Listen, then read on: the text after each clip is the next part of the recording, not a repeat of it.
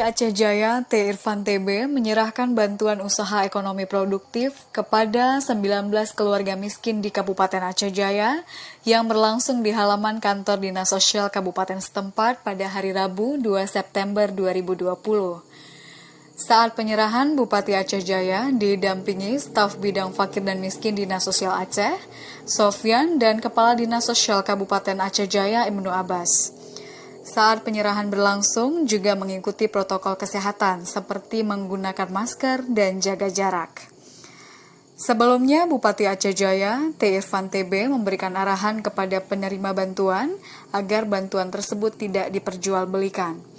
Dirinya berharap bantuan tersebut mampu memberikan dampak positif terhadap penambahan ekonomi bagi para penerima. Dirinya juga berharap para penerima agar benar-benar memanfaatkan bantuan tersebut sebaik mungkin, sehingga ke depannya bantuan tersebut bisa disalurkan bagi warga miskin lainnya.